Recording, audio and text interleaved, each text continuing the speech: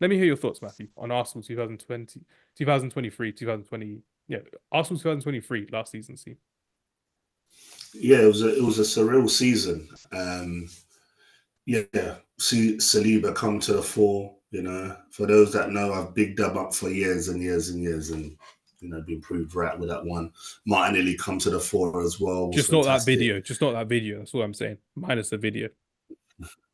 I don't know what Hamza's talking about, guys. Wherever one it is, it's not that one. It was the one against But Kylian yeah, Mbappe when he was at Marseille and he slid tackle him on a one-on-one.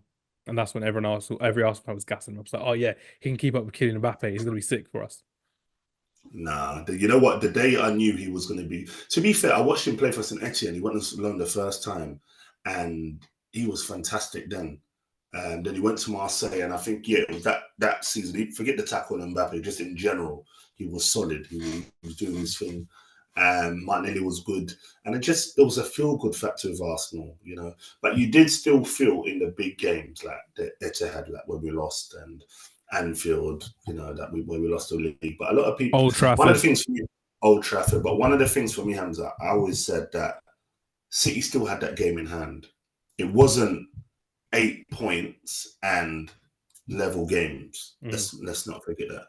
Also, the other thing was, if you remember, we were playing before City all the time. They had And that there was a Champions League run as well, so they always playing that later Sunday just so they could recover. exactly, and then suddenly it changed, and then suddenly they started playing before us. And I remember I'm seeing Arsenal players talking, and everyone started believing it. And I'm thinking, oh my gosh! And then it come out to like this season, when I think Grealish was saying where they'll talk to Saka and say, Saka, well done, you lot have done it.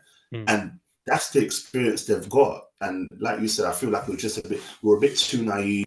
And I feel like the pressure did get to us in the last couple of games. But you know what? I'm slightly bottling it, yes, because we were ahead.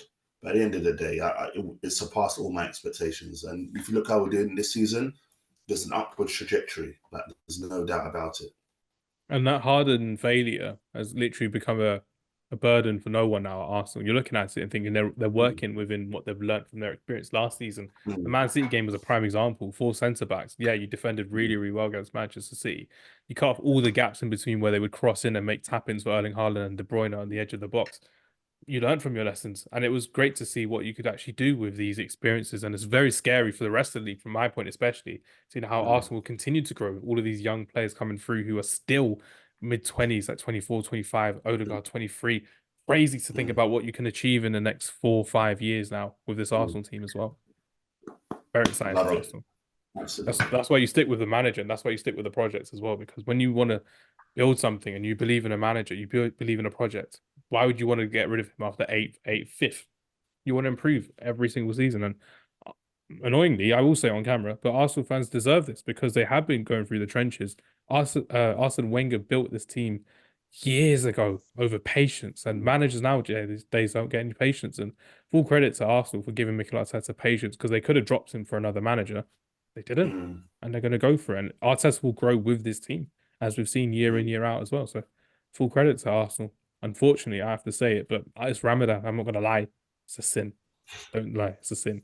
But yeah, for me, they're not making my list. So they're going to be around 11th or so. I know Matthew probably have them on the list, so we'll leave them here just in case as well.